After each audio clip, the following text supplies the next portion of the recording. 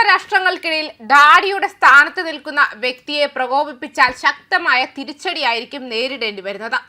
ഗ്രീൻലാൻഡിനുമേലുള്ള American നിയന്ത്രണത്തെ എതിർത്തതിനാൽ 8 European രാജ്യങ്ങൾക്ക് മേൽ American president Donald Trump 10% തീരുവ ചുമത്തിയതിനെ തുടർന്ന് ഞായറാഴ്ച റഷ്യൻ പ്രസിഡന്റിന്റെ പ്രതിനിധി കിറിൽ ദിമിട്രീവ് യൂറോപ്പിനെ പരിഹസിച്ചു.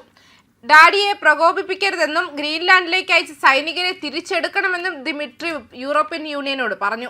European Commission President Ursula von der ലെയനെ ലക്ഷ്യമിട്ടുള്ള ഒരു എക്സ് പോസ്റ്റിൽ റഷ്യൻ പ്രതിനിധി പറഞ്ഞു, പ്രിയപ്പെട്ട Ursula Pfizer von der Leyen, അച്ഛനെ പ്രകോപിപ്പിക്കരുത്.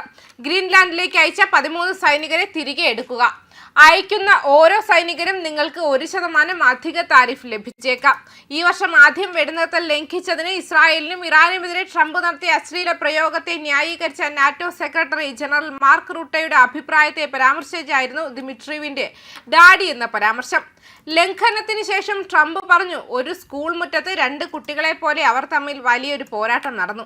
അവർ കഠിനാധ്വാനം ചെയ്യുന്നു. നിങ്ങൾക്ക് അവരെ തടയാൻ കഴിയില്ല. ഏകദേശം 2-3 മിനിറ്റ് അവർ പോരാടട്ടെ, അപ്പോൾ അവരെ തടയാൻ എളുപ്പമാണ്. പ്രസിഡന്റിന്റെ വാക്കുകളെ ന്യായീകരിച്ചുകൊണ്ട് റുട്ടെ പറഞ്ഞു.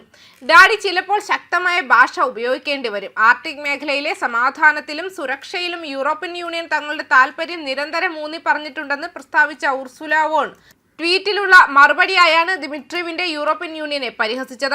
8 യൂറോപ്യൻ രാജ്യങ്ങളിൽ നിന്നുള്ള സാധനങ്ങൾക്ക് ഇറക്കുമതിക്ക് 10% തീരുവ ഏർപ്പെടുത്തുമെന്ന് ട്രംപ് പ്രഖ്യാപിച്ചതിന് പിന്നാലെയാണ് അവരുടെ പരാമർശം.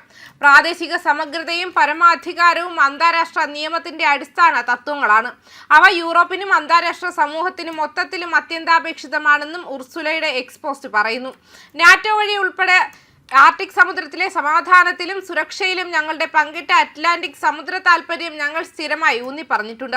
സഖ്യകക്ഷികളുമായി നടത്തിയ മുൻകൂട്ടി ഏകോപിപ്പിച്ച ഡാനിഷ് അഭ്യാസം ആർട്ടിക് സുരക്ഷ ശക്തിപ്പെടുത്തേണ്ടതിന്റെ ആവശ്യകതയോട് പ്രതികരിക്കുന്നു.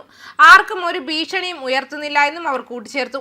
ഡെൻമാർക്കിനോടും ഗ്രീൻലാൻഡിലെ ജനങ്ങളോടും EU പൂർണ്ണ ഐക്യദാർഢ്യം പ്രഖ്യാപിക്കുന്നുവെന്ന് പറഞ്ഞുകൊണ്ട് അവർ പറഞ്ഞു, സംവാദം അനിവാര്യമായി തുടരുന്നു. ഡെൻമാർക്ക് രാജ്യവും US തമ്മിൽ കഴിഞ്ഞയാഴ്ച ആരംഭിച്ച പ്രക്രിയയെ അടിസ്ഥാനമാക്കി പ്രവർത്തിക്കാൻ ഞങ്ങൾ പ്രതിജ്ഞാബദ്ധരാണ്. തീരുവകൾ അറ്റ്ലാന്റിക് സമുദ്ര ബന്ധങ്ങളെ ദുർബലപ്പെടുത്തുകയും അപകടകരമായ ഒരു അധോഗതിക്ക് സാധ്യത സൃഷ്ടിക്കുകയും ചെയ്യും. യൂറോപ്പ് ഐക്യത്തോടെയും ഏകോപിതമായും അതിന്റെ പരമാധികാരം ഉയർത്തിപ്പിടിക്കുന്നതിൽ പ്രതിജ്ഞാബദ്ധമായും തുടരും. നാറ്റോ സഖ്യകക്ഷികളുടെ കൂട്ടായ സുരക്ഷയ്ക്കായി സഖ്യകക്ഷികൾക്ക് മേൽ തീരുവ ചുമത്തുന്നത് പൂർണ്ണമായും തെറ്റാണെന്ന് പറഞ്ഞുകൊണ്ട് യുണൈറ്റഡ് കിങ്ഡത്തിന്റെ പ്രധാനമന്ത്രി കെയർ സ്റ്റാർമറും ട്രംപിന്റെ താരിഫുകളെ വിമർശിച്ചു. ഗ്രീൻലാൻഡിനെ കുറിച്ചുള്ള UKയുടെ നിലപാട് വ്യക്തമാക്കി സ്റ്റാർമർ പറഞ്ഞു, ഗ്രീൻലാൻഡ് ഡെൻമാർക്ക് രാജ്യത്തിന്റെ ഭാഗമാണ്. ആർട്ടിക് സുരക്ഷ മുഴുവനും നാറ്റോയ്ക്കും പ്രധാനമാണെന്നും ആർട്ടിക് സമുദ്രത്തിന്റെ വിവിധ ഭാഗങ്ങളിൽ റഷ്യയിൽ നിന്നുള്ള ഭീഷണി നേരിടാൻ സഖ്യകക്ഷികൾ ഒരുമിച്ച് കൂടുതൽ കാര്യങ്ങൾ ചെയ്യണമെന്നും ഞങ്ങൾ വ്യക്തമാക്കിയിട്ടുണ്ടെന്നും അദ്ദേഹം കൂട്ടിച്ചേർത്തു. സ്റ്റാർമറുടെ പ്രസ്താവനയ്ക്ക് മറുപടിയായി UK പ്രധാനമന്ത്രി പരിഭ്രാന്തിയിലാണെന്ന് ദിമിട്രി അവകാശപ്പെട്ടു.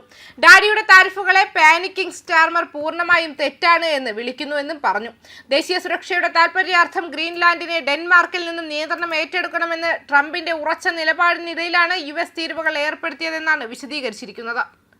ന്യൂസ് ഡെസ്ക് കർമ്മ ന്യൂസ്.